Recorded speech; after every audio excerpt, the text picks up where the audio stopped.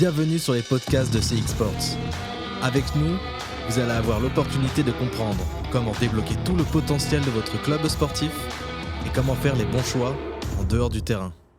Bonjour à tous et bienvenue dans le podcast de CX Sports. Aujourd'hui, nous allons parler du site en ligne, de la boutique en ligne, et quoi de mieux pour en parler que le directeur de CX Sports et le président de Salah Rugby, Dominique Einhorn. Salut Dom. Salut Gerard. Donc dans les épisodes précédents, nous abordions le rebranding, nous abordions les réseaux sociaux. Aujourd'hui, nous traitons d'une problématique qui touche particulièrement les clubs amateurs, la création de revenus. Tout d'abord, Dom, comment tu as eu l'idée de créer cette boutique en ligne pour Salah Rugby ? C'est une bonne question. D'abord, je pense que j'étais un peu surpris quand nous avions repris les rênes du club de voir qu'il n'existait pas de site en tant que tel. Le bénévole qui s'occupait du site était parti avec les clés du site, malheureusement, ce qui se produit assez souvent dans les clubs amateurs. Et ensuite, bien sûr, qui dit pas de site, forcément, sous-entend qu'il n'y a pas de boutique en ligne.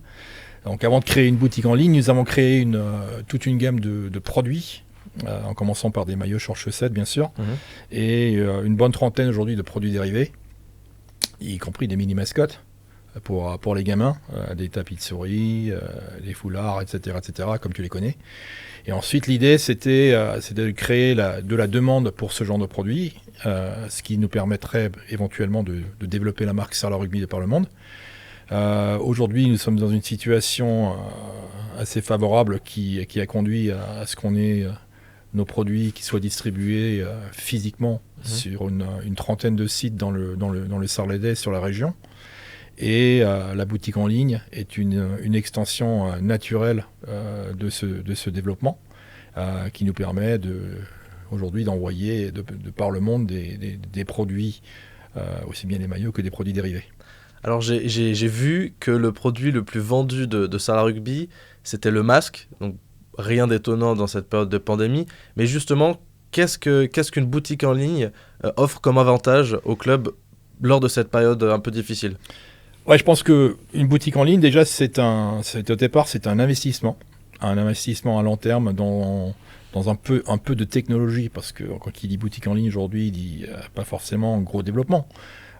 Il faut démarrer avec une vision, ensuite il faut savoir exécuter sur cette vision et lancer potentiellement même une petite gamme de produits qui représentent votre marque, bien sûr avant tout des maillots en dehors du Covid. C'est vrai que bien sûr les masques se vendent bien, déjà les gens les aiment même en dehors du Covid parce que ça représente l'effigie du club et on le porte sur le visage, ça c'est forcément ça a son attrait. Ensuite, bien sûr, la dynamique du Covid a donné un peu d'élan aux masques de toutes couleurs. On pensait qu'on arriverait au bout très, très bientôt et que ça deviendrait un produit plutôt collector. Mais malheureusement, la pandémie reprend de plus belle et les masques continuent à se vendre. Malheureusement, oui. Ouais. Il y a quelques semaines, nous avions parlé justement de l'image de marque, comment l'améliorer. Est-ce que tu penses que l'e-store peut l'affecter ? Je pense que oui. Je pense qu'il y a deux choses à considérer en parallèle. C'est bien sûr le développement de la marque et ensuite des produits physiques qui représentent cette marque, qui laissent une trace indélébile dans la main d'un fan, d'un supporter. C'est une chose que d'avoir une marque qui soit purement numérique, que tu peux voir par exemple aujourd'hui à travers des produits purement digitaux, genre NFT, et les marques des produits physiques. Quand on tient un produit physique dans ses mains, que ce soit, par exemple, moi j'utilise mon tapis de souris, donc j'ai l'impression de la marque Salah Rugby tout au long de la journée quand je suis devant mon ordinateur. Ça c'est très important, parce que on imprègne le subconscient du fan, ou du fan potentiel, via donc l'utilisation au quotidien de ces produits. Donc forcément, qui dit boutique, dit focalisation sur des produits qui permettent cette impression de la marque sur le continu. Donc quand on fait le choix de se dire quels sont les produits qu'il faudrait sélectionner et qu'il faudrait distribuer de par le catalogue en ligne, à mon avis, il faut toujours se poser la question, quels seront les produits les plus utilisés qui mettront notre marque en évidence. D'où le masque aujourd'hui, d'où le tapis de souris, les tasses, parce que les gens ont tendance à boire leur café, leur thé 1, 2, 3 fois par jour. Donc il y a toujours cette impression incrémentale au jour par jour qui renforce cet effet de marque. Oui, s'adapter aux us et coutumes et essayer de s'immiscer de plus en plus dans la vie des fans finalement. Tout à fait. Plutôt que de se dire, bon, on va lancer une boutique parce que tout le monde en a une, ou on va lancer une boutique pour essayer de vendre un peu plus de produits. Ça, à mon avis, c'est pas forcément une recette à grand succès, à fort succès. Et avant de se lancer dans l'aventure, il faut vraiment se poser une question fondamentale. Numéro 1, est-ce que je suis prêt à m'investir sur le long terme avec cette boutique en ligne? Et ensuite, numéro 2, quel est l'objectif de cette boutique en ligne? Oui, bien sûr, générer un peu plus de revenus, mais je pense que ce qui est encore plus important que les revenus, c'est donc le développement de la marque en elle-même. Parce que quand la marque, elle se voit partout, forcément, ça a un impact psychologique sur les fans, sur les sponsors potentiels. Par exemple, nous avions, comme tu le sais, des investisseurs indiens qui étaient ici, qui étaient à Sarlat, qui sont baladés dans la ville, qui sont allés dans un ou deux bureaux de tabac, et ils disent, mais votre marque, elle est partout. Et ils trouvaient ça super, ce qui est normal. Parce que bon, on arrive à faire cette impression, c'est la première impression qui compte. Et ce qui est original en 2021, c'est d'avoir justement de sentir qu'il y a une communauté, mais pas seulement en ligne, aussi dans la vie de tous les jours, une communauté qu'on peut voir à travers bien évidemment tous les articles. Tout à fait. Donc nous, ce que nous avons par exemple aujourd'hui, c'est que nous avons beaucoup de fans et de plus en plus qui prennent des photos, qui sont en Espagne, aux États-Unis, au Canada, etc., avec nos produits. Ils font des selfies, nous les envoient, etc. Ça crée une cohésion de marque, une cohésion au sein de la fanbase qui va bien au-delà du terroir. Alors, bien évidemment, il y a énormément de petits clubs amateurs, je pense, et vous devez certainement en faire partie, qui ont une histoire forte, comme ça à la rugby, et qui souhaiteraient justement développer leur propre boutique. Mais malheureusement, pour les clubs amateurs, ça a un coût. Et donc, qu'est-ce que tu conseillerais justement à des clubs qui n'ont pas forcément... Comment tu conseillerais justement la mise en place d'une boutique? Je pense qu'il faut y aller doucement. Il faut démarrer avec quelques produits. Il est difficile de lancer une boutique en ligne avec 2 produits. Par contre, ça peut se faire avec 5, 6, 7 produits. Donc il faut un minimum de produits pour que la boutique soit attrayante. Et bien sûr, il faut démarrer avec avoir en tête les produits phares, avant tout les maillots. On peut démarrer avec une gamme de maillots par exemple, et ensuite au fur et à mesure rajouter des produits une fois qu'on voit que les maillots se vendent. C'est aussi un aspect de la marque qui est très très facile, dont il est très facile de faire la promotion sur les réseaux sociaux. Donc il y a toute une panoplie de plugins qui permettent aux petits clubs de rapidement développer un peu de chiffre d'affaires grâce aux maillots. Et bien sûr, quand nous sommes arrivés à Sarlat, tout cela n'existait pas. Donc il fallait le créer. Donc comme la plupart des clubs amateurs, nous étions exactement dans le même cas de figure, où nous avions une feuille blanche, rien n'existait, il n'y avait pas de site, il n'y avait rien. Aujourd'hui, la plupart des gens dans le rugby français connaissent le club de Sarlat. Alors ça tombe bien parce que la semaine dernière, on avait parlé de l'importance des réseaux sociaux. Et finalement, il y a réellement une synergie entre la boutique en ligne et les réseaux sociaux.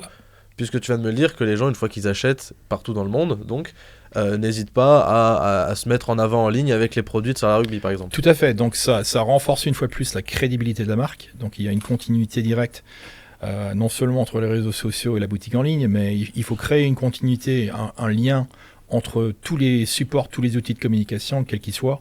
Donc il faut une continuité au niveau de la marque, au niveau de la trame. Au niveau du visuel, il faut créer cette continuité, parce que c'est cette continuité qui ensuite se traduira par le développement commercial du club, et avant tout le tissage des partenariats, des sponsors, des mécènes, etc. Alors tu nous as dit que dans la ville de Sarlat, il y avait dans plusieurs magasins, il y avait des petites échoppes pour Sarlat Rugby. Mais on est dans un monde numérique, donc est-ce que tu penses que la boutique en ligne doit prendre plus le pas que les petits dépôts comme ça physiques? Je pense qu'il faut les deux. Je pense que pour un club du terroir, il faut absolument se focaliser pour les deux, parce que si tu ne développes qu'une boutique en ligne, les gens sur le terroir, avant tout les anciens, n'auront pas forcément les connaissances requises, ils ne sont pas habitués aux outils numériques pour le faire. Donc au minimum, avoir un click and collect qui permette aux gens de réserver un produit en ligne et de le récupérer au sein du club ou le bureau représentatif du club. Mais une fois de plus, je pense que n'importe quel club aujourd'hui, il faut les deux. Il faut s'implanter au niveau local, ce qu'on a fait avant tout, et ensuite avoir je dirais, une opportunité de se développer au-delà, parce que comme nous le savons tous, il est très difficile pour des clubs du terroir aujourd'hui de trouver les moyens au sein du terroir, uniquement au sein du terroir, pour se développer à long terme. Et donc ça rejoint du coup ma prochaine question. Donc cette insertion dans le terroir, dans le local, finalement, est-ce que finalement une boutique en ligne et notamment les petits points de vente comme ça sont aussi profitables pour les partenariats, pour les sponsors? Tout à fait. Moi, je pense qu'en fait, ces impressions qu'on crée donc, dans le subconscient du fan, du supporter potentiel, du partenaire potentiel, sont au moins aussi importantes, sinon plus importantes que le produit, la vente du produit en lui-même.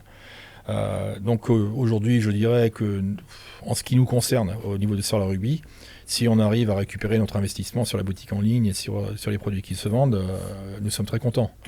Ce qui compte avant tout, c'est de pouvoir donc, tisser des liens avec des partenaires potentiels. Et c'est vraiment par le biais de ces partenaires qu'on arrive à dégager les marges qu'il nous faut pour nous développer. Dernière petite question. Si j'étais un directeur aujourd'hui d'une structure sportive, par quel, tu as un petit peu répondu tout à l'heure, mais par quel produit je commencerai? Par quel produit je devrais développer pour commencer du coup cette activité? Tu parles du produit toujours de la boutique en ligne? Dans la boutique en ligne, bien sûr. Ouais, je pense que tous les directeurs, ils doivent déjà savoir plus ou moins de ce qui se vend au sein de leur club. Je démarrais avant tout avec un maillot. Bien sûr, c'est vraiment l'outil, c'est vraiment le produit de base de n'importe quel club.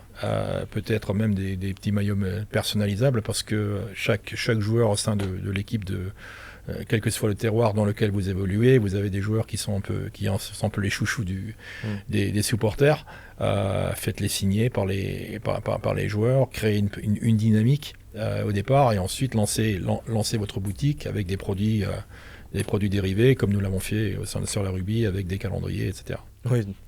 Je te remercie beaucoup, Dom, pour cette interview. On se retrouve la semaine prochaine pour une nouvelle solution, un nouvel objectif pour les clubs. Merci beaucoup. Volontiers. Pour tous les plus curieux d'entre vous, n'hésitez pas à vous rendre sur la boutique en ligne de Solar Rugby, store.solarrugby.com, avec notamment le calendrier version Les Dieux du Stade Goumondi. À la prochaine. Abonnez-vous et rejoignez-nous dans les prochains épisodes de CX Sports. Nous parlerons de comment faire passer votre club au niveau supérieur. Suivez-nous sur nos réseaux sociaux CX Sports 1.